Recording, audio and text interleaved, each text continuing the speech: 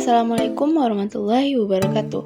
Di video ini saya akan membahas materi mengenai proses bisnis pada perusahaan jasa. Adapun submateri yang akan kita bahas yaitu yang pertama, pengertian perusahaan jasa, tujuan perusahaan jasa, peran perusahaan jasa, dan pihak-pihak yang membutuhkan informasi akuntansi. Kita masuk ke pembahasan pertama yaitu mengenai apa sih pengertian dari perusahaan jasa tersebut. Menurut Philip Kotler, perusahaan jasa adalah perusahaan yang menawarkan produk yang bersifat tidak berwujud tapi manfaatnya dapat dirasakan. Transaksi di perusahaan jasa tidak ada perpindahan kepemilikan. Sedangkan menurut William J. Stanton, perusahaan jasa adalah perusahaan yang tugasnya menjual jasa yang tidak memiliki wujud konkret. Jasa di sini ditawarkan untuk memenuhi berbagai kebutuhan masyarakat. Jadi, dengan demikian, pengertian perusahaan jasa adalah perusahaan yang menjual jasa sebagai produknya.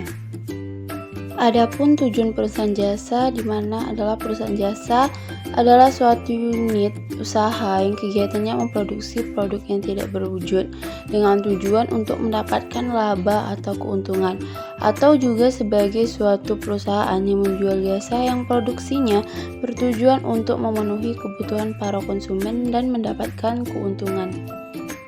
Selanjutnya yaitu peran penting SDM dalam perusahaan jasa. Meski dibedakan dalam pengelolaannya, maka dari itu menurut Payne tahun 1983 mengelompokkannya atas dasar yakni yang pertama contractors, merupakan SDM yang berhubungan secara intens dengan konsumen dan memiliki kegiatan memasarkan secara konvensional. Mereka mempunyai posisi dalam hal menjual serta kedudukannya selaku customer service.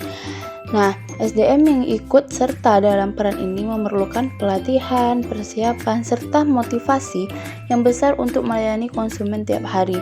Tidak hanya itu, SDM dituntut untuk mempunyai keahlian untuk bersikap responsif dalam memenuhi kebutuhan konsumen. Contohnya seperti orang yang berperan dalam penjualan serta layanan pelanggan. Yang kedua yaitu modifiers, merupakan SDM yang tidak ikut serta secara langsung dalam aktivitas pemasaran. Kontak dengan konsumen cuma dilakukan sekali saja. Peran ini sangat berarti sebab itu mereka wajib memiliki pemikiran yang luas tentang strategi pemasaran jasa perusahaan. Modifiers membutuhkan kemampuan guna menjalin kerjasama yang erat dengan para konsumen.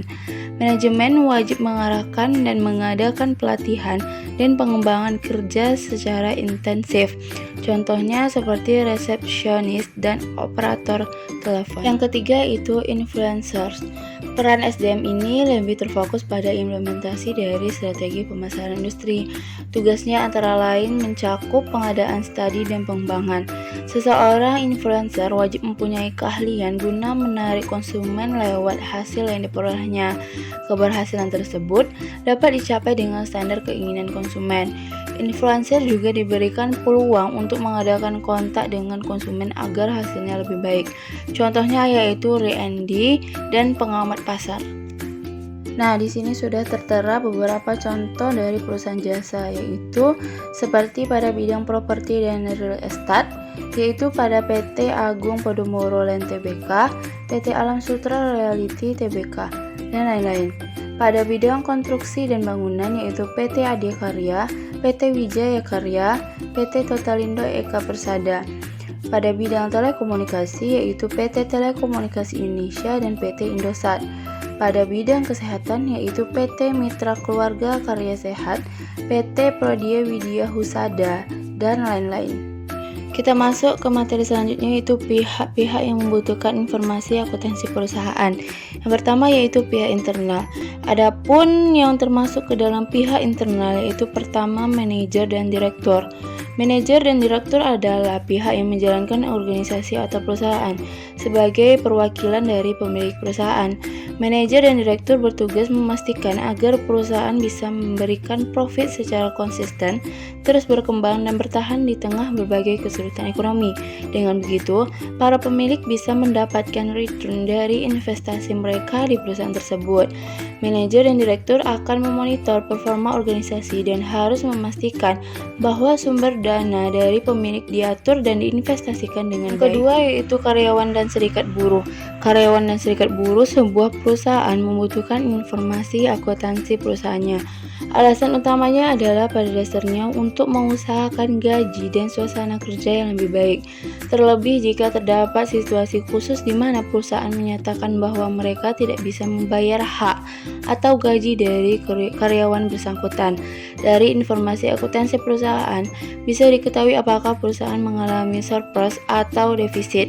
Dari sini bisa dihubungkan dengan gaji karyawan apakah sudah ideal. Selanjutnya yaitu pensiunan. Informasi akuntansi perusahaan juga sangat berguna bagi para pensiunan perusahaan tersebut atau karyawan yang sudah mendekati masa pensiun.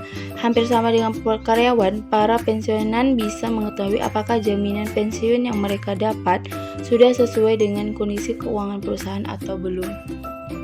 Kedua yaitu pihak eksternal, yang termasuk ke dalam pihak eksternal yaitu pertama investor atau penanam modal.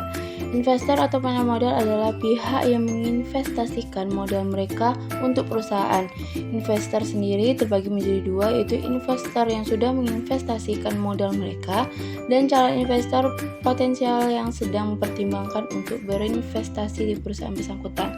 Pihak yang membutuhkan informasi akuntansi dari eksternal berikutnya adalah para kreditor atau badan peminjaman seperti bank, institusi mikrofinansial, dan pihak eksternal lainnya yang menyediakan jasa peminjaman dana untuk perusahaan. Mereka harus tahu apakah perusahaan yang akan meminjam dana tersebut berpotensi untuk melakukan pembayaran atau tidak. Selanjutnya yaitu donatur. Pihak donatur pada umumnya akan memonitor uang yang mereka donasikan. Mereka juga akan meminta informasi akuntansi perusahaan secara berkala. Dengan begitu, para donatur mendapat informasi yang jelas apakah uang yang mereka donasikan sudah digunakan dengan benar atau bahkan belum digunakan dengan benar. Dan yang terakhir yaitu pemerintah. Pemerintah juga termasuk pihak eksternal yang membutuhkan info akuntansi perusahaan. Salah satu tujuannya adalah untuk pengumpulan dan pencatatan pajak. Melalui Departemen Pajak, pemerintah akan mengumpulkan pajak dari individu maupun organisasi dan perusahaan. Laporan keuangan perusahaan akan menunjukkan berapa pemasukan dan pengeluaran mereka.